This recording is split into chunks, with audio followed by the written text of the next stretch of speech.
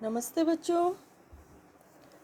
आज हम जो टॉपिक शुरू करने जा रहे हैं वो है आपका 5वां पाठ पृष्ठ रसायन। परीक्षा में 4 अंक का आता है ये।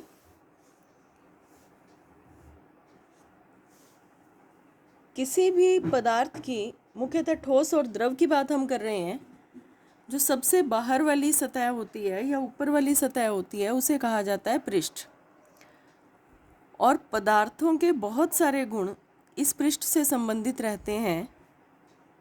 रसायन विज्ञान की वह शाखा जिसमें हम ठोस के पृष्ठ के गुणों का अध्ययन करते हैं, ठोस के पृष्ठ के गुणों का अध्ययन करते हैं, उसे कहते हैं पृष्ठ रसायन या सरफेस केमिस्ट्री। हम इस चैप्टर में सरफेस केमिस्ट्री से रिलेटेड 3 मुख्य टॉपिक पढ़ेंगे: अधिशोषण, उत्प्रेरण और कोलाइड। कोलाइड शब्द आपने 9th कक्षा में सुना है। उत्प्रेरण भी आपने सुन रखा है, परिचित हैं आप उससे। अधिशोषण आपके लिए नया शब्द है। इन तीनों के बारे में आपको पढ़ना है। तो सबसे पहले हम अधिशोषण के बारे में बात करते हैं। अधिशोषण का मतलब होता है, आपने जो शब्द ज़्यादा सुना है वो है अवशोषण। हम डेली लाइफ में अक्सर अवशोषण शब्द का प्रयोग करते हैं कि कोई पदार्थ अवशोषित हो गया, या हम ये कहते हैं कि अखबार रात को बाहर पड़ा रह गया, उसने नमी को अवशोषित कर लिया। इस प्रकार के शब्दों को हम अक्सर काम में लेते हैं। तो अवशोषण और अधिशोषण, इनमें बहुत थोड़ा सा डिफरेंस होता है, और आपके ये टॉपिक भी है, प्रश्न भी है इन दोनों में जो हम अंतर करेंगे। अधिशोषण सिर्फ सतह पर होता है, या आप इसको अपनी भाषा में ऐसे समझ सकते हैं कि वह अवशोषण जो केवल सतह पर होगा, ऊपर ऊपर होगा, अंदर नहीं होगा, उसे कहा जाता है अधिशोषण।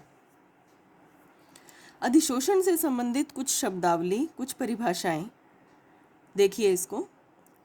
एक बात और मैं बीच में रोक करके अपनी बात आपको समझा दूं कि ये चैप्टर, इसमें थ्योरी ज़्यादा है, लिखने वाला काम कुछ कम रहेगा। तो मैं ये चाहती हूँ कि आप इस चैप्टर की रीडिंग लें। मैं पढ़ा दूँगी आपको खुद इस चैप्टर की रीडिंग भी लेनी चाहिए, ताकि इसमें कोई भी बिंदु छूटे नहीं आपका और आपके नंबर ना कटें। अब हम वापस अपनी बात पर आते हैं। परिभाषाएं। सबसे पहली परिभाषा है अधिशोष्य। अधिशोष्य वह पदार्थ है जिसका अधिशोषण होगा। हमने अभी एग्जाम्पल लिया था कि अखबार ने नमी को अवशोषित कर लिया। यहाँ पर अवशोषण किसका हो रहा है? नमी का। ऐसे ही अधिशोषण में भी होता है। एक पदार्थ वह जो अधिशोषण कर रहा है, दूसरा पदार्थ वह जिसका अधिशोषण हो रहा है। तो जिसका अधिशोषण होता है उसे कहते हैं अधिशोष्य, और जो अधिशोषण करता है उसे कहते हैं अधिशोषक। अब आती है अगली परिभाषा, अंतरापृष्ठ। इसको आप सामान्य भाषा में पृष्ठ भी कह सकते हैं। अधिशोषक की वह सतह जिस पर अधिशोष्य पदार्थ सकेंद्रित होता है। तो अधिशोषक पदार्थ की वह सतह जहाँ पर अधिशोषण हो रहा है उसे कहते हैं अंतरापृष्ठ। अब मान लीजिए हम एक ठोस पदार्थ लेते हैं, इसमें इसके आसपास कोई पदार्थ, एक एनवायरनमेंट है, इसके आसपास कोई द्रव हो सकता है, गैस हो सकती है इसके आसपास। तो क्या होगा कि इसकी सबसे बाहर वाली सतह, मान लीजिए इसको हम ये सोच लेते हैं कि इस ठोस पदार्थ को किसी गैस में रखा गया है, और ये सबसे बाहर वाली सतह उस गैस को अपने अंदर ले लेती है। अंदर तक नहीं जा रही है गैस, सिर्फ बाहर बाहर रह रही है। तो वह सतह जहाँ पर ठोस की, वह सतह जहाँ पर अधिशोषण हो रहा है या अधिशोष्य पदार्थ जहाँ पर इकट्ठा हो रहा है उसे कहते हैं अंतरापृष्ठ। और जो अंदर की बाकी का सारा मटेरियल है जो अंतरापृष्ठ के अंदर है उसे कहा जाता है स्थूल। अंतरापृष्ठ और अंदर वाले भाग को कहते हैं स्थूल। ये देखिए, यहाँ पर एक डायग्राम की सहायता से आपको ये बात समझाने की कोशिश की गई है।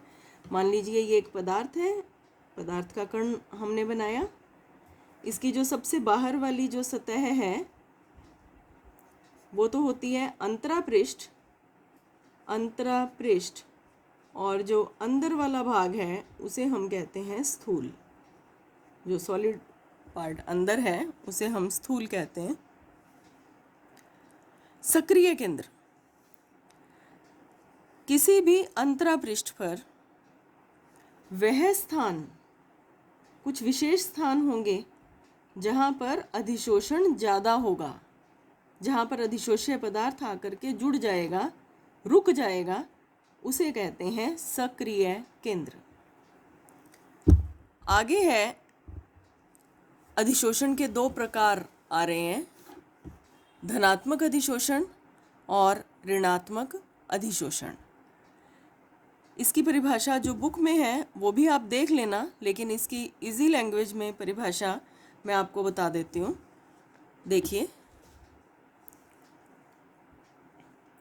धनात्मक अधिशोषण जब अधिशोषक की सतह पर अधिशोष्य पदार्थ की सांद्रता स्थूल से अधिक होती है। अब यहाँ पर मैं एक बात और आपके साथ समझाना चाहूँगी आपको कि जब भी अधिशोषण होता है, अधिशोषण की परिभाषा हमने की कि सबसे बाहर वाली, किसी पदार्थ की बाहर वाली सतह पर कोई पदार्थ आकर के जुड़ जाता है, रुक जाता है, उसको हम अधिशोषण कहते हैं। तो अधिशोषण में कोई सीमा रेखा नहीं होती कि बाहर कोई पदार्थ आएगा, बाहर आकर के रुक जाएगा और वहीं पर रुका रहेगा। अधिशोषण का अगला स्टेप होता है अंदर जाना, पदार्थ का अंदर चले जाना, या हम इसको अवशोषण भी कहते हैं। तो सबसे पहले जब आप किसी पदार्थ को द्रव या गैस के संपर्क में रखते हैं तो पहले बाहर वाली सतह पर पदार्थ आकर के इकट्ठा होता है, वो है अधिशोषण, और फिर अंदर जाना शुरू हो जाता है, उसको हम बोलते हैं अवशोषण। आपने इसको देखा होगा कि आपके घर में सब्जी बनाने के लिए चने, राजमा इत्यादि भिगोए जाते होंगे। तो जब उनको भिगोया जाता है तो स्टार्टिंग में केवल बाहर वाली सतह गीली होती है, बाहर से वो एक गीला हो जाता है, छिलका उसका गीला हो जाता है चने का, लेकिन अभी अंदर पानी नहीं जाता, और कुछ समय बाद धीरे धीरे पानी अंदर भी जाना शुरू हो जाता है।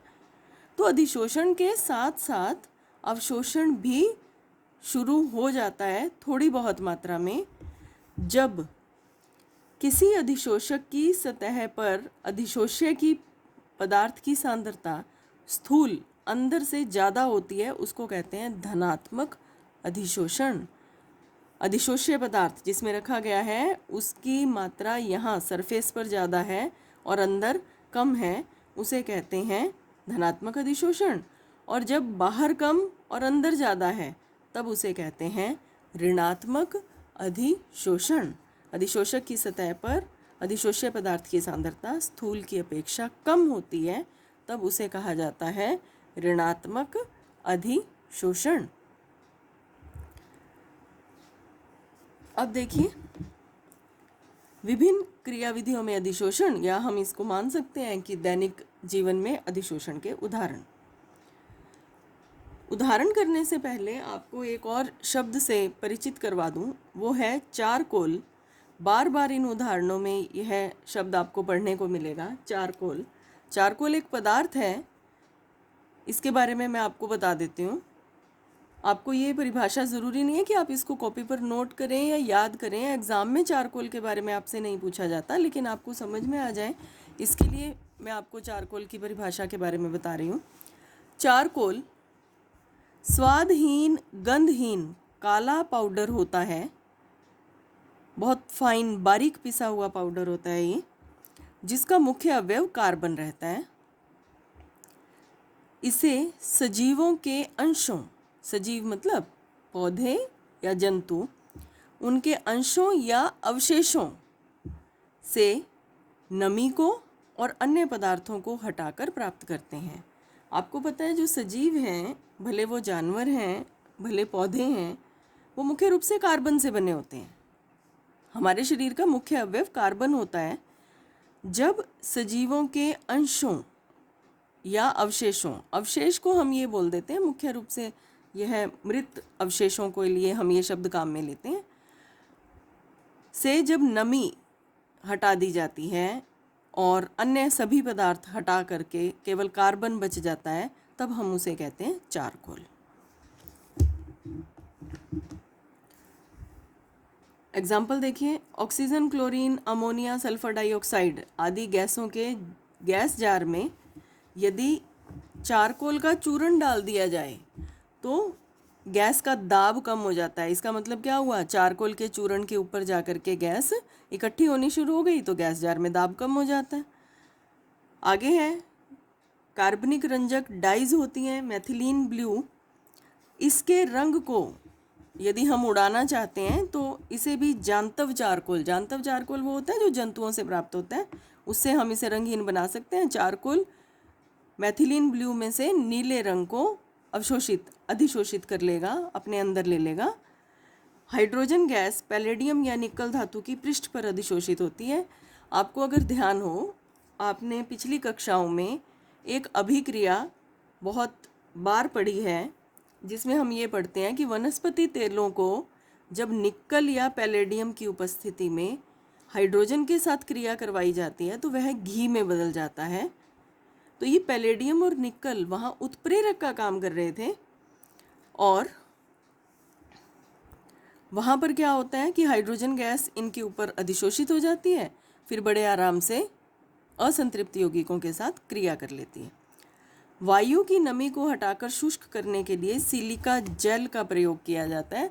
आप लोगों ने यदि कभी वाटर बॉटल्स खरीदी हों तो उसमें या न कई पदार्थों, बर्तनों में, अटैची में, कई बार जूतों में एक थैली निकलती है, बहुत छोटी सी थैली होती है जिसके अंदर कुछ दाने नुमा पदार्थ भरा रहता है, वो सिलिका जेल होता है। और वो इसलिए डाली जाती है कि वो पदार्थ जो आपने ख़रीदा है वो नमी से फ्री रहे। तो उसके आसपास अगर नमी आती है तो वो पदार्थ ख़राब होने का डर रहता है, उसमें बदबू आएगी, उस पर फंगस लग सकती है। तो उससे रोकने के लिए उसके अंदर, वो थैली के अंदर सिलिका जेल डाल देते हैं जो नमी को अवशोषित करता रहता है।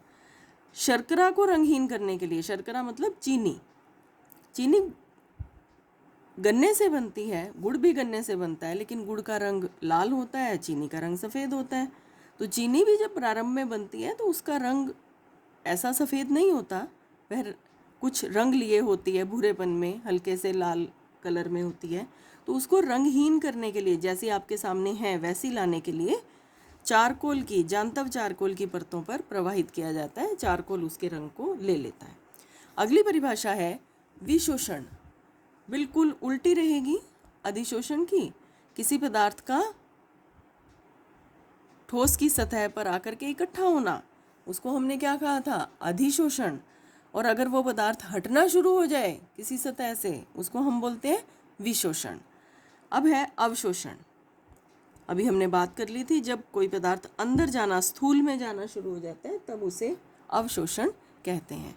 अब हमें करना है अवशोषण और अधिशोषण में अंतर। बहुत पूछा जाने वाला प्रश्न है। कई बार 2 अंतर पूछ लेते हैं, कई बार ज़्यादा अंतर पूछ लेते हैं, तो हम यहाँ पर 4 अंतर करेंगे। वह प्रक्रिया जिसमें पदार्थ अधिशोषक की सतह पर इकट्ठा होता है वो अधिशोषण है। जिसमें अंदर समान रूप से वितरित हो जाता है वो है अवशोषण। यह पृष्ठीय प्रक्रिया है, केवल सतह पर होगी। यह स्थूल प्रक्रिया है, पूरे पदार्थ के अंदर होगी। यह समान गति से होता है क्योंकि पूरी सतह, यहाँ पर एग्जाम्पल देखिए, आप डायग्राम देखिए, ये अधिशोषक पदार्थ है, ये अधिशोष्य है, पूरी सतह अधिशोष्य के एक जैसे संपर्क में है तो ये समान गति से होगा। लेकिन जो अवशोषण है प्रारंभ में तो बहुत तेजी से होता है, फिर धीरे धीरे इसकी स्पीड कम हो जाती है। उदाहरण है सिलिका द्वारा जलवाष्प का अधिशोषण, आपको अभी बताया मैंने। और कैल्शियम क्लोराइड है, अगर वो जल वाष्प में रखा जाता है तो अंदर तक जल वाष्प बड़ी स्पीड से चली जाती है, उसे कहते हैं अवशोषण। ये देखिए, अधिशोषण और अवशोषण को डायग्राम से बताने की कोशिश की गई है। अधिशोषण है, बाहर बाहर हो रहा है, ये अंदर नहीं जा रहा पदार्थ, और इसमें पदार्थ अंदर भी चला गया, इसको कहते हैं अवशोषण। शोषण, अगली परिभाषा, अधिशोषण और अवशोषण को मिला करके शोषण कहा जाता है। एक बड़ा अच्छा सा एग्जाम्पल आपको इसमें बता रखा है। एग्जाम्पल देखिए, हाइड्रोजन गैस चारकोल की सतह पर अधिशोषित होती है और कुछ समय बाद ये आंतरिक सतह पर भी जाना शुरू कर देती है, तो इसका मतलब क्या है, वो अवशोषण भी होने लगा उसका। अब है अधिशोषण की ऊष्मागतिकीय संभाव्यता। अधिशोषण को हम ऊष्मागतिकी के पॉइंट ऑफ व्यू से देखेंगे। पिछले साल ऊष्मागतिकी का चैप्टर आप पढ़ चुके हैं, थर्मोडायनेमिक्स।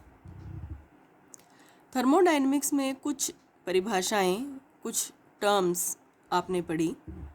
उनमें से जो पहली टर्म है वो है एंथैल्पी। लेकिन उससे पहले आपको मोलर अधिशोषण ऊष्मा के बारे में बता देते हैं। एक मोल अधिशोष्य जो बाहर होता है, जिसका अधिशोषण हो रहा है, एक मोल अधिशोषक की पृष्ठ पर अवशोषित होने में मुक्त ऊष्मा। अब मान लीजिए कि ये अधिशोष्य पदार्थ है, बाहर वाला ये अधिशोषक पदार्थ है, तो अधिशोष्य का एक मोल इसकी सतह पर आकर के इकट्ठा हो जाता है।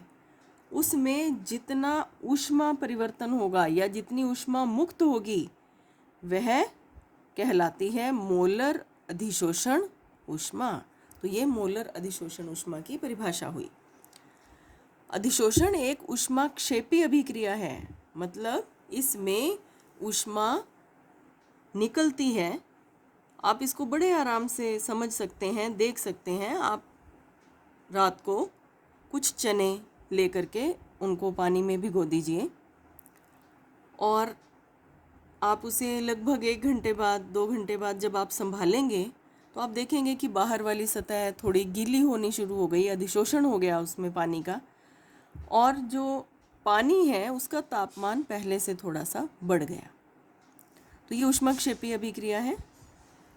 ऊष्माक्षेपी अभिक्रियाओं में डेल्टा एच का मान सदैव ऋणात्मक होता है। एच मतलब एंथैल्पी। एंथैल्पी का मतलब किसी अभिक्रिया में क्रिया कारकों और क्रियाफल में जो ऊष्मा निहित रहती है वो होती है उसकी एंथैल्पी, और अभिक्रिया में एंथैल्पी में होने वाला परिवर्तन उसे डेल्टा एच से शो करते हैं। ऊष्माक्षेपी अभिक्रियाओं में डेल्टा एच का मान ऋणात्मक होता है, याद रखेंगे। जब कोई गैस अधिशोषित होती है, मतलब ये बाहर गैस हो, तो क्या होगा, गैस की एंट्रोपी कम हो जाती है। एंट्रोपी दोबारा याद करें, एंट्रोपी का मतलब होता है कि किसी पदार्थ में उसके कण कितने अनियमित रूप से गति कर रहे हैं, वो उसकी एंट्रोपी का माप होता है। आपको ध्यान होगा, आपने 11th क्लास में प्रश्न पढ़ा था, पदार्थ की किस अवस्था में एंट्रोपी अधिकतम होती है। उसका उत्तर आप देते थे गैस, क्योंकि ठोस के कण अनियमित रूप से बहुत कम गति करते हैं तो एंट्रोपी कम है। द्रव के कण अनियमित रूप से थोड़ी ज़्यादा गति करते हैं तो एंट्रोपी ठोस से ज़्यादा हुई, और गैस के कण बहुत अनियमित रूप से गति करते हैं तो उसकी एंट्रोपी बहुत ज़्यादा या सबसे ज़्यादा होती है। तो जब किसी गैस का अधिशोषण हो जाता है, ये गैस थी बहुत अनियमित रूप से गति कर रही थी और इसकी एंट्रोपी काफ़ी ज़्यादा थी, जब इसका अधिशोषण होना शुरू हो गया तो यहाँ पर अनियमित गतियाँ भी कम हो गई और एंट्रोपी कम हो गई। एंट्रोपी कम होने का मतलब है कि डेल्टा एस का मान ऋणात्मक होता है। अधिशोषण में डेल्टा एच भी ऋणात्मक है, डेल्टा एस भी ऋणात्मक है, दोनों नेगेटिव हैं। और थर्मोडायनेमिक्स में हमने गिब्स हेल्महोल्ट्ज़ रिएक्शन पढ़ी है, इक्वेशन पढ़ी है, डेल्टा जी बराबर delta H minus T delta S. अब देखिए डेल्टा जी गिब्स ऊर्जा में होने वाला परिवर्तन जो डेल्टा एच और डेल्टा एस पर निर्भर करता है, ये दोनों के दोनों ऋणात्मक हैं और उसमें भी डेल्टा एच ज़्यादा ऋणात्मक होता है, इसका मान ज़्यादा होता है, इसलिए डेल्टा जी भी ऋणात्मक हो जाएगा। यहाँ पर एक बात और अपने दिमाग में रखिए, वे प्रक्रम या वे क्रियाएं जिनमें डेल्टा एच का मान ऋणात्मक होता है वो अपने आप होती हैं, हमें उनको करवाने के लिए ऊर्जा नहीं देनी पड़ती। इन्हें कहते हैं स्वतः प्रवर्तित प्रक्रम। लेकिन वे प्रक्रियाएं, वे प्रक्रम जिनमें डेल्टा जी का मान धनात्मक रहता है, वे अपने आप नहीं होते, अस्वतः कहलाते हैं और उनको करवाने के लिए हमें बाहर से ऊर्जा देनी पड़ती है। अब है अधिशोषण के प्रकार। अधिशोषण के दो प्रकार हैं, भौतिक अवशोषण और रासायनिक अवशोषण। जैसे हमने भौतिक परिवर्तन और रासायनिक परिवर्तन किए थे, रासायनिक परिवर्तन वे थे जिनमें कोई क्रिया होती है, बंध टूटते हैं, नए बंध बनते हैं, उनको हम रासायनिक परिवर्तन कहते थे। तो भौतिक अधिशोषण वो होगा जिसमें पदार्थ किसी सतह पर आकर के इकट्ठा हो गया लेकिन कोई रासायनिक क्रिया नहीं की। रासायनिक अधिशोषण वो होगा जिसमें पदार्थ आकर के किसी अन्य सतह पर एकत्र भी होता है और कोई रासायनिक क्रिया भी कर लेता है, उसे कहते हैं रासायनिक अधिशोषण। इन दोनों का अंतर देखते हैं जिससे हमें ये और डिटेल में समझ में आ जाएगा। भौतिक अधिशोषण, इसमें अधिशोष्य और अधिशोषक, जिसका अधिशोषण हो रहा है और जो अधिशोषण कर रहा है, उनके मध्य वांडरवाल बंध होते हैं। वांडरवाल बंध का मतलब ये कमज़ोर बॉन्ड होंगे जिनमें किसी प्रकार की कोई रासायनिक क्रिया नहीं हुई होगी, जबकि रासायनिक अधिशोषण में इलेक्ट्रॉन का स्थानांतरण होने की वजह से केमिकल बॉन्ड बन जाते हैं। वांडरवाल बल के कारण ये विशिष्ट प्रकृति का नहीं होता। इसका मतलब ये है कि भौतिक अधिशोषण में हम ये नहीं कह सकते कि कौन अधिशोषक किसका अधिशोषण करेगा, जबकि रासायनिक बंध विशिष्ट होते हैं, विशेष पदार्थ का ही अधिशोषण करेगा। यह उत्क्रमणीय है। उत्क्रमणीय का मतलब क्या है? परिस्थिति बदलने पर अधिशोषण उल्टा हो जाएगा, विशोषण भी संभव हो सकता है इसमें, जबकि रासायनिक अधिशोषण अनुत्क्रमणीय एक बार हो गया तो उसके बाद वापस अपनी जगह पर नहीं जाएगा। मोलर अधिशोषण ऊष्मा, इसमें कम होती है 20 से 40 किलो जूल प्रति मोल, जबकि इसमें काफ़ी ज़्यादा होती है 80 से 240 किलो जूल प्रति मोल। आसानी से द्रवित होने वाली गैसों का अधिशोषण ज़्यादा होता है, जल्दी होता है भौतिक अधिशोषण में, जबकि रासायनिक अधिशोषण में उन गैसों का अधिशोषण होगा जो अधिशोषक के साथ रासायनिक क्रिया करती हैं। ताप बढ़ाने पर भौतिक अधिशोषण कम हो जाता है, जबकि रासायनिक अधिशोषण ज़्यादा हो जाता है। इसमें बहुआण्विक परत बनती है। मतलब क्या हुआ कि सतह पर एक परत बन गई अधिशोष्य पदार्थ की, उसके ऊपर दूसरी तीसरी लगातार बनती रह सकती हैं, यह है भौतिक अधिशोषण, जबकि इसमें एक ही आणविक परत बनेगी। वांडरवाल बंध के कारण सक्रियण ऊर्जा की आवश्यकता नहीं होती, हमें किसी भी प्रकार की ऊर्जा बाहर से नहीं देनी पड़ती, जबकि रासायनिक अधिशोषण में सक्रियण ऊर्जा की आवश्यकता होती है। इस वीडियो में हम इतना ही करेंगे। नेक्स्ट वीडियो में हम पढ़ेंगे कि अधिशोषण को प्रभावित करने वाले कारक कौन कौन से हैं। धन्यवाद।